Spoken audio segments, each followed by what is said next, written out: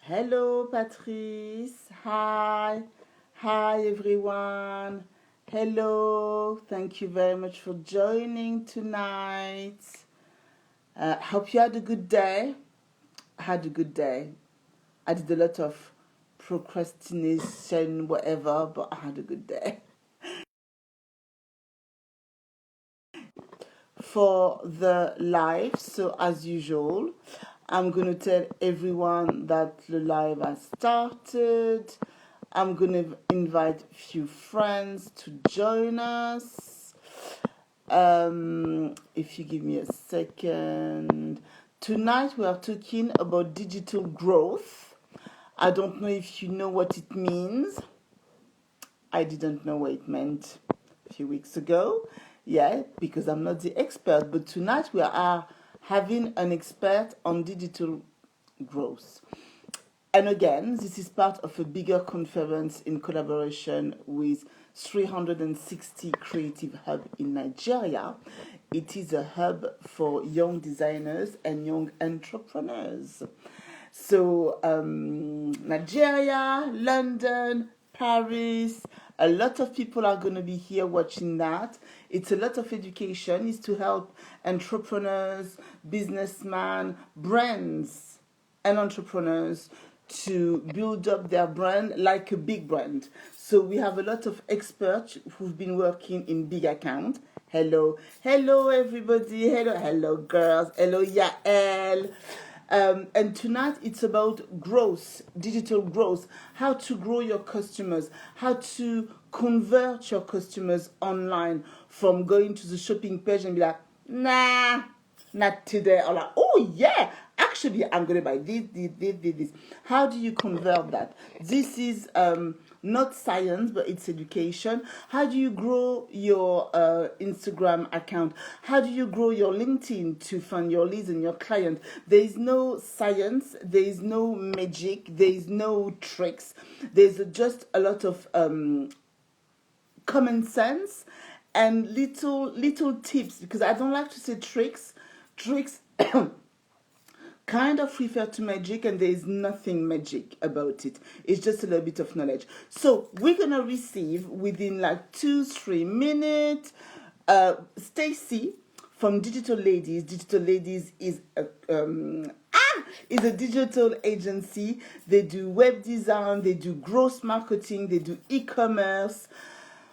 I think she would be the best to talk to you about that. Yes, so I'm gonna invite her. I'm gonna accept her request. Give me a second. Watch out the wig, Lou. The wig. And so, Hey. hello. Can you hear me? Yes, I can hear you. Can you hear me correctly? Me, I can hear you.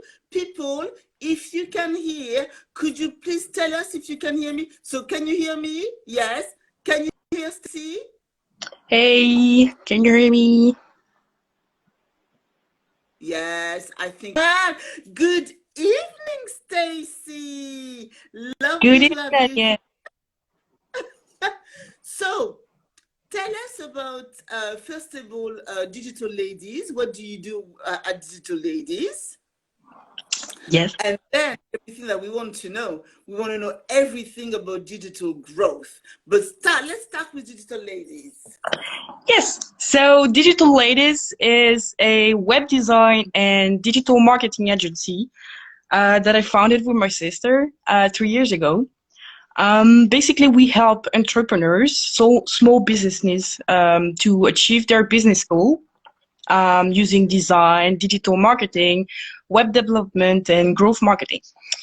Basically, our motto is having a website is a good thing, but having a website that converts and bring revenue is better. Yeah. Hello. So I'm Stacy. I'm the digital strategist of the agency. I have 8 years of experience in the digital marketing field, and I work for software as a service companies, agencies, e-commerce companies, using social media, SEO, content marketing, and design. And today I'm going to talk about digital growth, like you said. Yeah. So also you have to know, I absolutely hate technology. If you want to bore me, come and talk to me about tech. And I've met digital ladies maybe kind of around a year ago, and technology has never been so sexy. Because they make it so easy. And I was like, well, we need to know about those people. First of all, women in technology is quite rare. It's really rare. And people who can explain technology to people like me who really quickly switch off, it's even more rare, you know. And then I've learned a lot of things, even to promote these talks and stuff on LinkedIn. I've learned a lot of things that I did not know. So yes, we need to talk about growth. Hello, 260 creative. Yes, we need to talk about. So what I want to explain to everybody, a digital marketer is not someone who goes and buys you followers. All right, that's not what they do. A digital marketer, I would say, is the digital equivalent of a marketing director in a way. That's what it becomes, because they help you with the strategies. They identify your needs as a brand, as an entrepreneur. They identify. Oh, someone's saying I don't hear you correctly. You don't hear me correctly? Okay, I'm gonna come closer.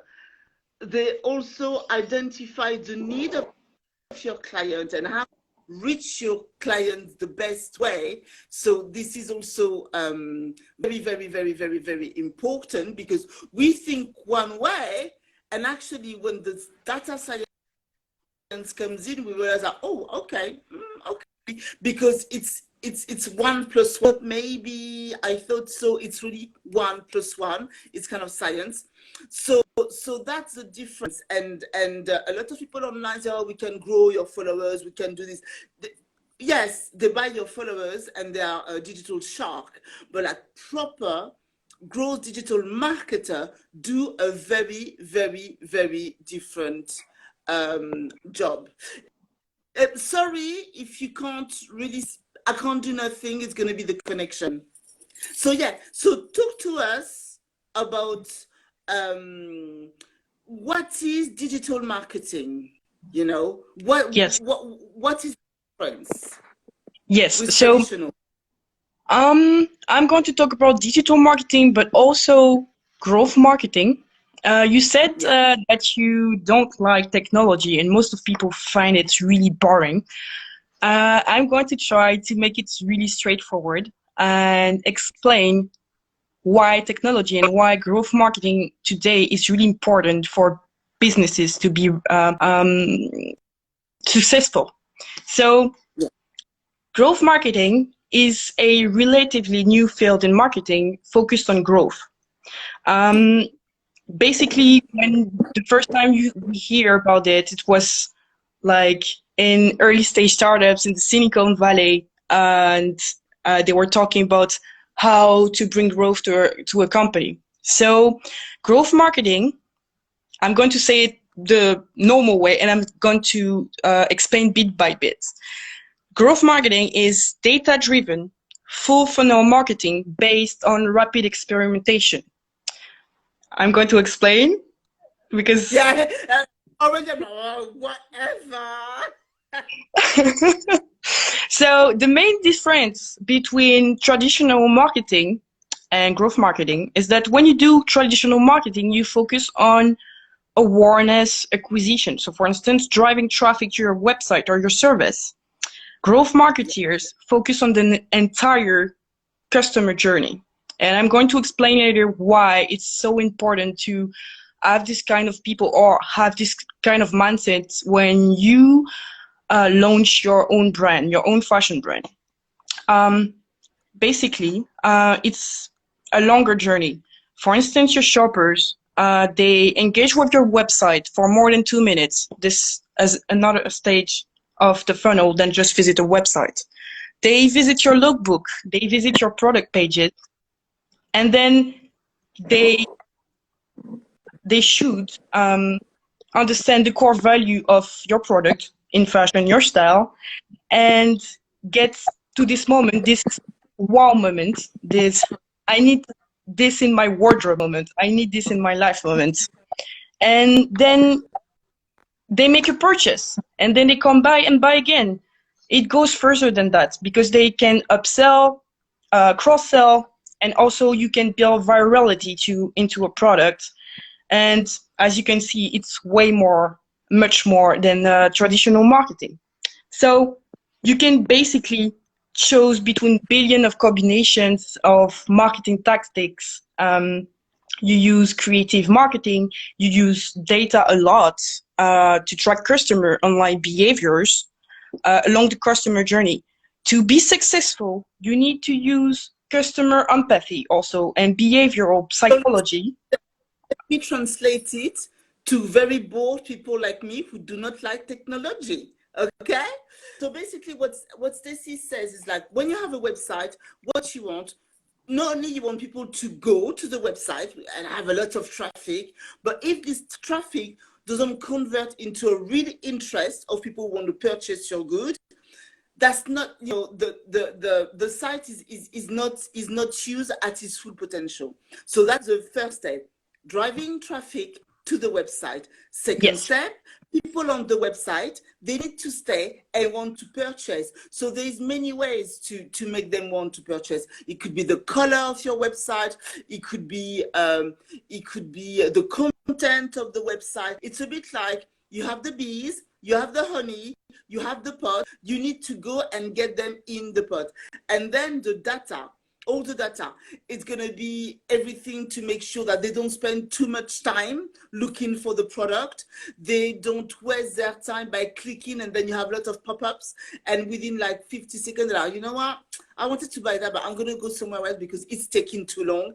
And that's what Stacy does. She helps you to anticipate the technical issue, and really anticipation and planning is what is more important, because what you really want, and I'm saying that because I'm redoing my website, so I'm reading through that at the moment, you know, of all this planning.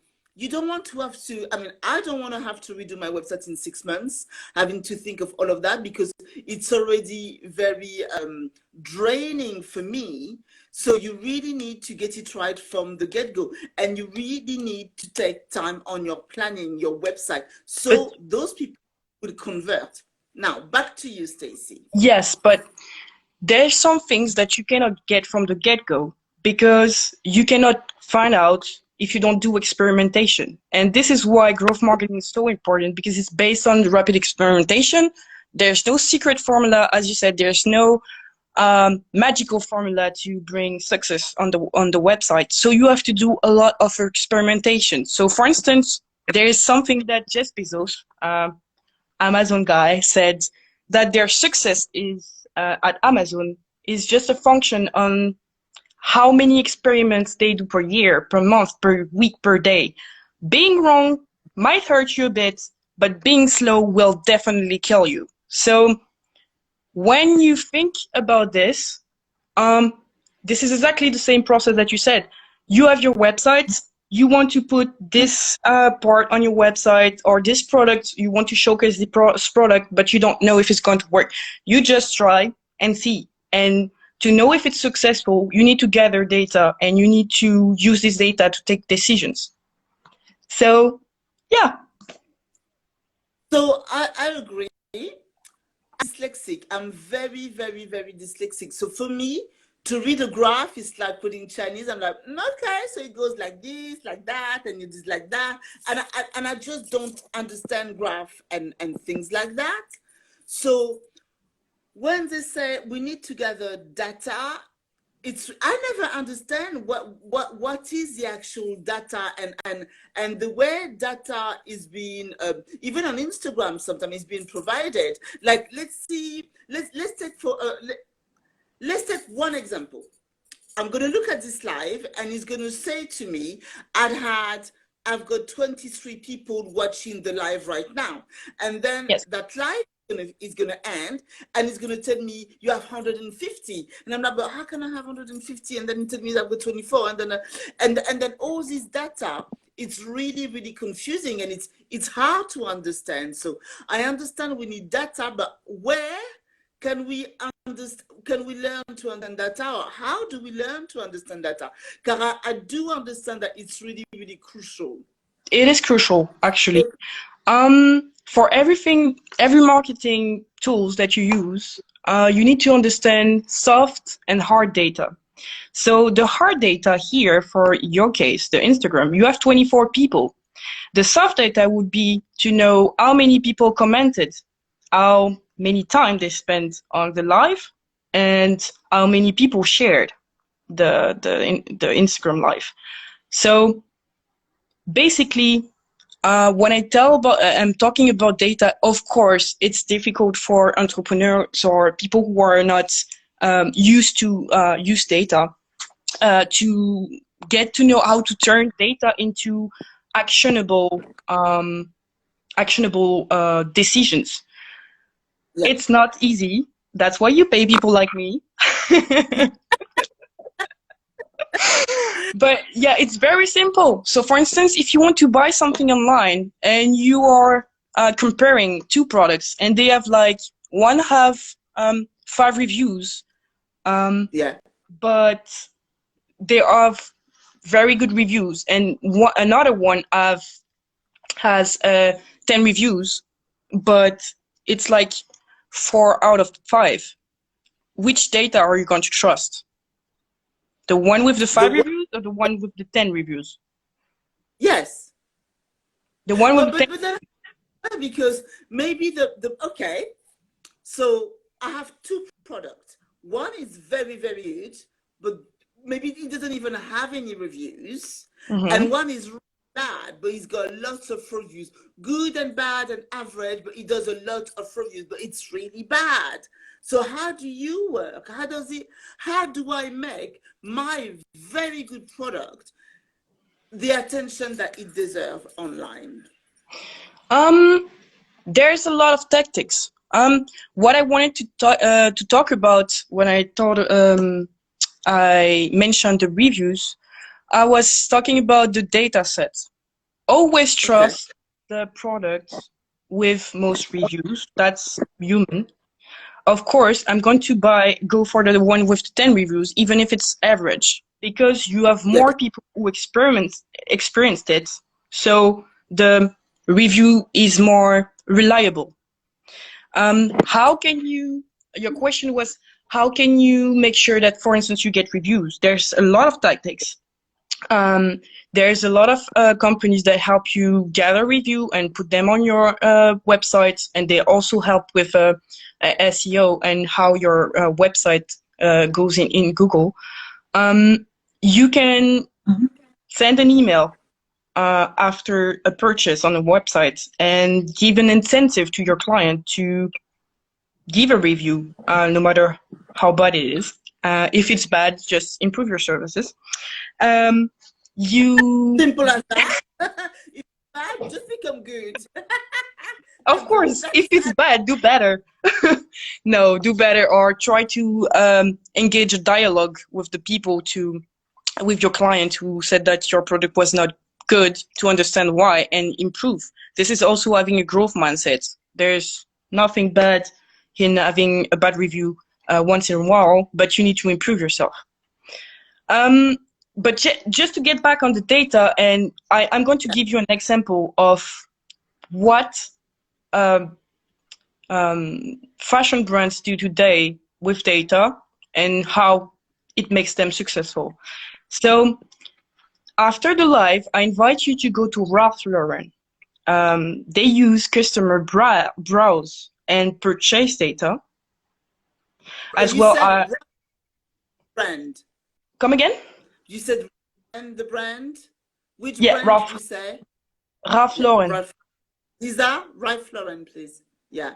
Yes. So they use customer browse and purchase data, as well as data on best-selling product categories, to produce personalized product recommendation.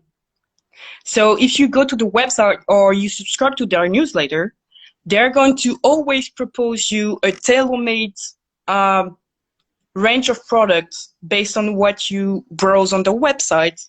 Um, and this is the type of things that is simple to do for me to gather data about what people like, what they purchase, and to bring personalization on your website. And the more you have personalization on your website, the more people stay and the best the customer journey is. Okay. There are also brands that use artificial intelligence and data. There's the brand Van Heusen. Okay. Lisa, can you put down those in the comments, Lisa? Could you write down those brands, please? I'm going Okay. to do Yeah, it. I done it. I can do that. So Van Heusen, they have interactive fitting rooms with interactive mirrors. So they let the shoppers try and compare different outfits by snapping pictures of them in each outfit. And they can compare them side by side to help them make a decision quickly without wearing it. Okay. This type of technology is something that seems a bit boring when I'm talking about it, but when you're a customer and, for instance, you don't have time to be in a fitting room, it's an experience that makes you reach the wow moment, the I need this in my life moment. This is just an example of successful use of data. But when I talk about data, I just say gather data, use it to know your customer. So if you ask me today what online shoppers for fashion are looking for, they want personalization. They want to feel welcome on the websites and in all the communications that you have. And well, many customers will shop around for the best deal or for the best outfit, but the deal which is tailored specifically to the person, for instance, a birthday discount, the customer will be more likely to use that store or come back. And personalized products in general have a similar effect with drawing customer away from the competition by offering unique products and experiences. So you see, and then now, when it comes to experiences, that's what I do. Uh, my job is to make sure that people go through experiential event that they can remember, and obviously it's really hard, especially now with coronavirus. So, for instance, the next event that I'm putting together is going to be 100% completely digital experience. And I've seen, I've been looking around, and there is this new platform now. So I don't know if anyone here works in if anybody works in PR or Evan, please put some heart in the conversation so we know, because maybe you can also give us some insights. Or actually, could you tell me who works in fashion in the life? Put me some hearts if you work in fashion. Is there anybody in the life working in fashion? No. Okay. Who works in beauty? Is there anybody working in beauty in the live right now? No. Any hearts? Yes. Who work in publishing? Is there anybody working in publishing? Come on, Marcia. You work in publishing? Some heart? Yes. In publishing. So can you put in the comment in which industry do you work, so we can also target the advice better and it matches what you want to know during the live. So me, I do event is dead, absolutely dead. I had to if you anybody just write in the comment what in which industry you are working, so we can tell our advice, whether it's fashion, beauty, whatever it is. Put it in the comment, please. So event is dead. I had to reinvent myself. I had to reinvent what I was doing, and there's a lot of new platforms who actually are quite good that you can customize.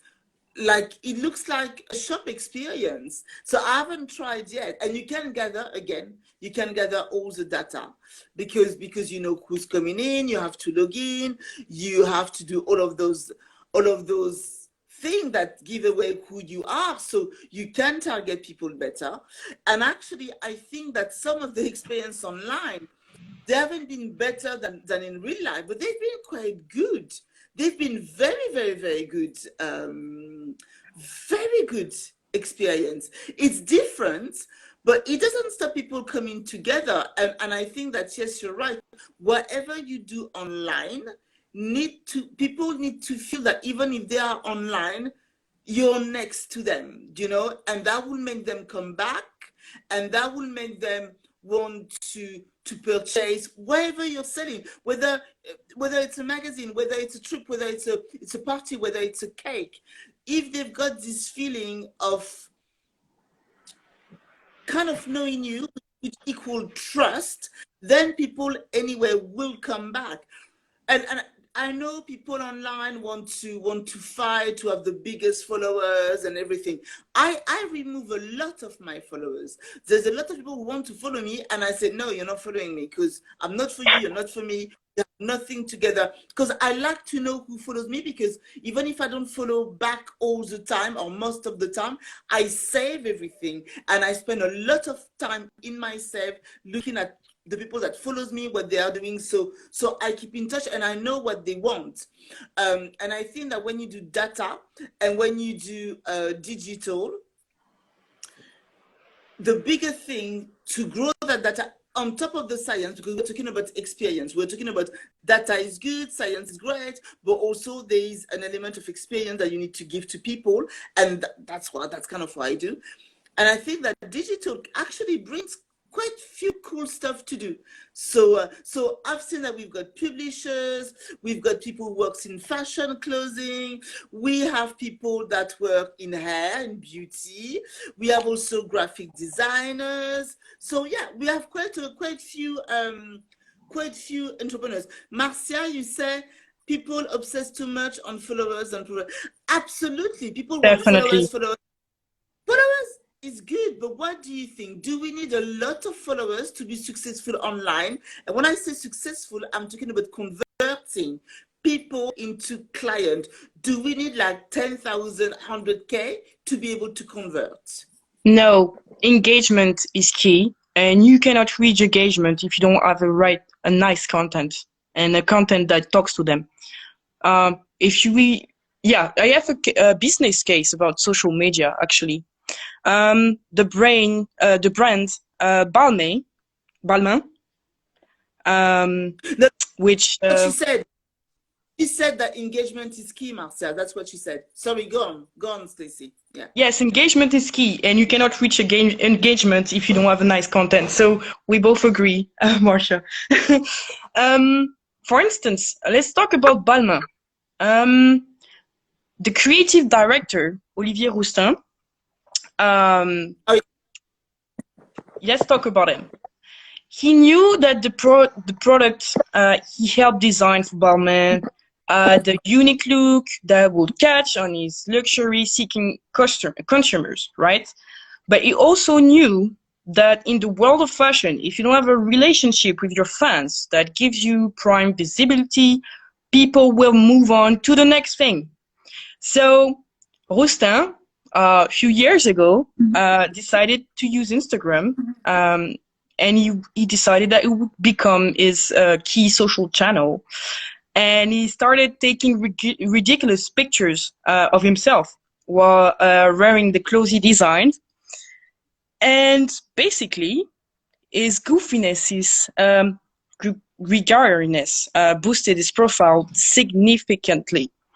And basically, Balmain also. So his following is in Instagram is really impressive, right? Um, so he used the social strategy that he put in place to have his own army of personal friends like Justin Bieber, Kanye West, Rihanna, and stuff like this. And basically, he has 170 million followers, or maybe more. I don't know. He has less than 20 million, 200 million, sorry.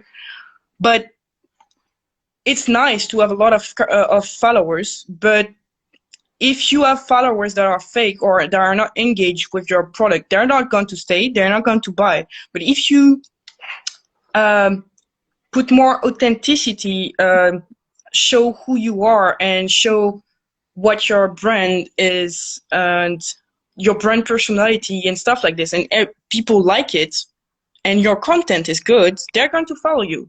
So don't reach the Okay, follower first, reach the authenticity and reach the content first, and then will come. track back a little bit because Balmain, yes, Balmain is a good example of Mm-hmm. manufactured notoriety more than talent, I would say, personality. So you can say talent, personality, okay. But what was this brand? The one with the wings, the underwear and the wings, I can never. Victoria's Victoria's Secret. Secret.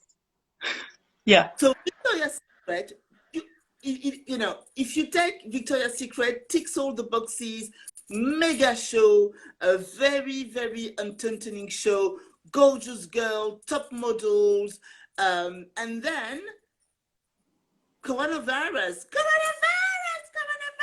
close down. The brand is like gone. Well, people are, oh my God, I can't believe it. Yeah, I can't believe it because you had those very good show, amazing show, and then you would go to the shop and then the experience of the brand would be a disaster. It was like going to Primark but on drugs, just a little bit better, but it wasn't nothing like the fashion show. And I think that one of the reasons the brand did not work is because it was a bit dishonest. They had this huge, they were a bit dishonest because the experience of were nothing close to the fashion show. And also, another thing, if you want your brand to strive, you need to understand trends. Trends Definitely. is also very, very, very, very, very important. If you don't understand trends, this is going to kill your brand. You have a brand, Victoria's Secret, that has been put on skinny girls for years and years and years. There is a revolution about body positivity, and they kept on putting skinny girls. Plus, they had a very, very bad shopping experience. That's a recipe for a disaster because the brand was not genuine. The brand wasn't listening to their consumer as well. And I Mm-hmm. think that if you have that, so you have the street level, you have the consumer level, and then also you have the image. And if the gap between your image and your consumer is too big, there is no data, there is no amount of advertisement, of Facebook ad, of top models that can save your brand. So this is often what I say.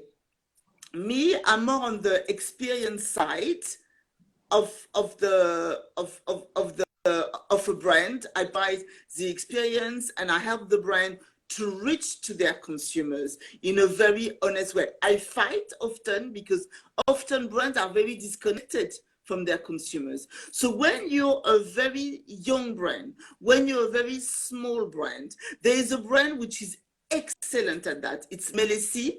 Melessi is a lipstick company in Yeah. France. She is amazing at reaching out to her customers.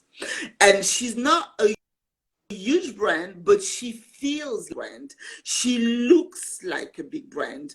So it's very easy for her to get her community to rally around her because she's managed, even if she hasn't got 10,000, 120,000, she's managed to put this audience into a community, from a community into friends, and therefore they've been very, very, very, this is in the conversation I'm talking about ag, and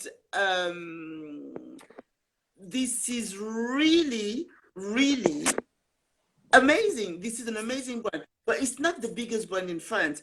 But when you look at the brand, you would not feel it. So if we talk about experience, that's what we are talking about. Kelly, put the name of your brand in the brand so people can have a look at it as well. And that made the difference. So if on the top of this, you understand the data, you're very good. You're very good set up to have a very good e-commerce shop. You know, what do you agree, Stacy? I do. I do. You were talking about earlier about how Corona really messed things up with events and especially fashion show. There's also another brand I really advise you to look for. It's I put it in the. It's Anifa. This is the name of the Oh of my the, God! Love yes, it, love it, love it, love it, love it, yes. love it. 100, So 100. I'm Ah, gone. Is the comment gone? Yeah, it's gone. It's good. Basically, there's a fashion designer, Anifa Vwemba. yes. She's from uh, I think she's Congolese. She's from West Africa. West Africa, yes, in general. And she made history lately and has changed the fashion industry forever. She launched her latest collection with a 3D fashion show. So basically, you could see the shapes, um, uh, but yeah, you could see the clothes, but there was no people wearing it. It was like fully 3D. And yeah, I really advise you to go look up for it because it's amazing. It's really amazing. But so let's track back a little bit on that, because the visual were out of the world. It was out of this world because, first of all, the girl in the clothes, I think it was her, it was modeled on her, and she's quite thick. So when she walked, you could really feel the body. But what really was interesting is at the same moment, Tongoro came way after her. Tongo did the same, but after her, she really literally launched it.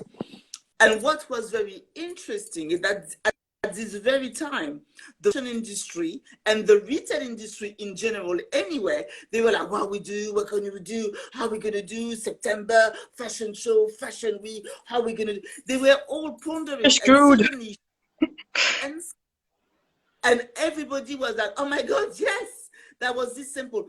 And it's a very small graphic studio in Ivory Coast, I think, who Yeah. did that. Not famous, that nobody had heard about them, and they did something absolutely amazing. But what was great, she launched it on Instagram. Oh, she's from Congo.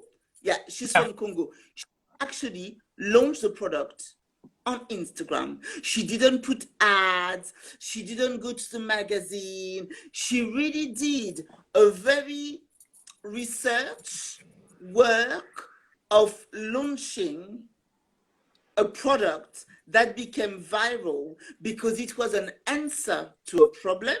It was also into innovation.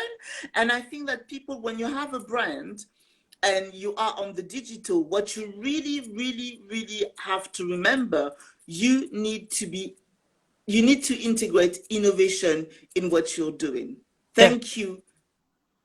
Yeah, yeah, thank you. She put the Instagram. You need to integrate innovation because if you don't integrate innovation, don't worry about being copied. Someone who copied you is already behind you. You know, it's already behind, you're already way ahead. So you always need to be ahead, and for that, innovation is the key, right? I agree. So, so now we spoke a little because we're gonna be finished in some time. And since I don't see any heart, I think people are bored in the conversation. If I see a bit more action and heart and stuff, you know, that would be more motivating. But anyway, so how to build a database? How do you build a database? How do you build a database? Um, Yes. Good. Heart. First, you need to have a way to gather the data. So it can be your CRM, it can be your website, it can be whatever. What you need to track is the first thing you need to know is the psychographic information about your customers. And actually, how to build a database is not really the most important things. What do you do with your database is more important, I think. When you are a brand, you need to engage with Okay. your customer So at I answer that because I think for a lot of people, they don't even know how to. I know you know how to do that, but a lot of people, they have no clue on how to gather a database. So I'm just going to touch on this. There is very simple stuff to do. There is Excel. Just use Excel and put on the top of your line all the stuff you need to do about your client. The name, the surname, the city, if you have an international business, the city, their Instagram, their phone number, their email if you have it. Do Google Form. Google Form helps you to manage all your data into one place, so you're going to be able to reach out to those people again. You have like application that helps you to manage database. If you do a lot of business card, you can beep your business card onto your phone and it will go automatically into a classification, into a database. So you get all your content, and then if you need to do mail out, then you can use it. So I've answered that, how to create a database. But like Stacy says, once you have your database, what do you do with it? So back to you. What do you maybe do with your maybe database? I can give a bit more of insight on how to build a database. Of course, you have Google Sheets. This is the base. You also have plenty of software as a service that help you to do that. You have what we call a CRM. So it's a customer relationship platform, management platform. So for instance, if you have a website and somebody signs up to be a customer or buy something, you can couple this type of software to your website, and they store all the data. And most of the CRM that we have on the market, they also help you to build a mailing list, gather the birthday dates of your customers so you can send promotions and things like this. They also help you send a newsletter and things like this. What you do with the data. This is the kind of things that you do. So you send emails, you send personalized messages or personalized product that you showcase on your website. You can also reach out to them via SMS. Also, there's a lot of companies who do that. So yeah, building a database is a lot of work in the beginning, but once you've done it, you will really see the advantage of this. And if you use, mailing list, newsletter, actually, yes. Basically, for the database, you also have a lot of tools that help you to have analytics on your website and that help you understand which pages of your website are the most that drives the most engagement. When it comes to social media, you can also have tools that help you figure out which content is drives the most engagement. And then when you have this data, you need to produce even more or iterate what you're doing good. And this is what when you iterate what you're doing good, that you bring growth to your company. Okay. Yeah. And voila! That's how you do. No, it sounds so simple, but and it is in a way. So people, every time you talk about growth and data, and people it is intimidating. I mean, I am intimidated, and then, but it's like everything. It's like any big task. If you break it down in little pieces, like small, small, small, small, small, then it's more manageable and you can understand it better. So I hope that so far, but it's not, like I said, it is a lot of common sense more than a lot of work. It's a lot of common sense. It's a lot of consistency and repeated tasks that you need to do over and over to build it up and build it up. It's like, also there's something very good for data, partnership, to collaborate. Yes. It always makes me smile when I go on Instagram. People are like, oh no, I don't want to collaborate because, you know, this, that, that. And I'm like, but you're wrong. Collaborate. Collaborating with people drives you, gives you a lot of data. It really converge all the network. You need to collaborate, but you don't always need to collaborate with people bigger than you. Sometimes you can collaborate with people on the same level as you, you know, and it will convert your content, your follower, way better. Yeah, Jobsines, tell them. Step 1, use Excel to store data. For example, Jobsines has a platform in Nigeria that he started when he was a student a few years ago. And we got to talk on Twitter, and now here it is again, and this platform has grown. And put the name of your platform, Jobines, so people can go into that. So yeah, or some more. Definitely. Very good for that. Collaboration is very good for network and for growth. The more you collaborate, the more you work in a collaborative way at the beginning of your business, the better you're going to grow. The more you're going to have systems in your business, the better you're going to grow. If you work as a team and like everybody is working from home, if you have Asana, if you have Trello, all of that, it's part of data growth in a way, because it helps you to get organized, helps you to get methodical and systematic. And data, a lot of it is common sense.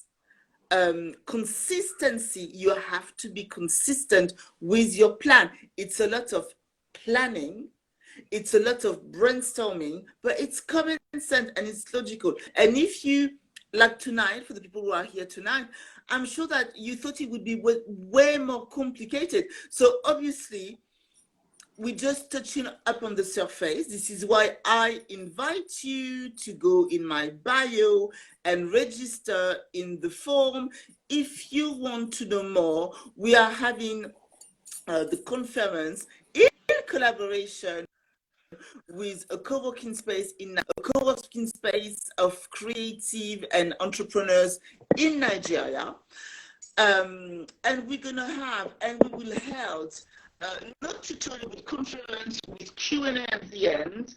And please register to the session so we can send you the Zoom link, because it will be on Zoom. And all this content is free.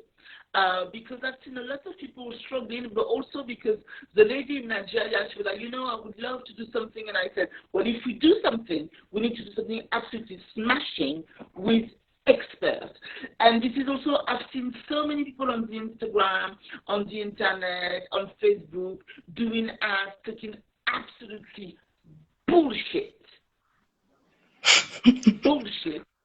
Now we need to really get people who's been there, who's been doing it for a long time, you know, and that can really advise and help everybody, you know.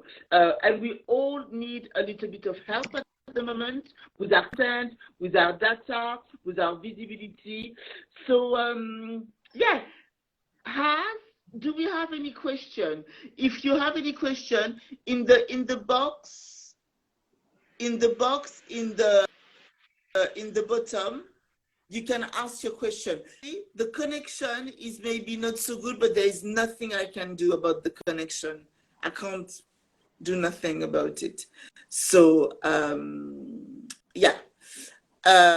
Any question, please go into the link, register to the conference. Lisa, tu peux l'écrire ça? Register to the conference. Parce que les gens ne m'entendent pas très bien. So, what else do you want to say, Stacy? We're going to wrap up now. Well, if you really want to know a bit more about how to be successful using digital when you launch your brand, or if you have an existing brand, you should join us during this conference. It's going to be with a lot of insights. Don't forget to follow us on Digital Ladies also. We're on Instagram, and we send a lot of advices. And also, if you contact us on our website, I can give you 15 minutes of free coaching and free advices. Super. Thank you, Blue. Thank you very much, Lou. Thank you, Lisa. So yeah, if you want to know more, if you want to get more tips, if you want to improve your data skills, register in the bio. Also, go and follow 360 Creative Hubs. Follow them in Nigeria because it's a little hub of creative and seamstress in fashion. We want to support them and we want to broadcast their talent as well. Lisa, can you put all the Instagram for everybody, please? 360 Digital Ladies and so on. Thank you very, very much, everybody. Tomorrow, we will have Sophie, and she does marketing. She's a marketing director. She's been working at L'Oreal, Armani, Bonpoint. She's one of those top marketers that you never see, never hear, and she will be speaking to you tomorrow. So I'll see you tomorrow, 7 p.m. in the UK, 8 p.m. in France, and we will be talking strategies, planification, lots of insight, a mega expert, someone that I really do rate in terms of marketing. So don't forget to follow all our friends, 360 Creative Hub in Nigeria, Digital Ladies if you want some data, and I'll see you tomorrow. Bye everyone. Bye-bye. Bye.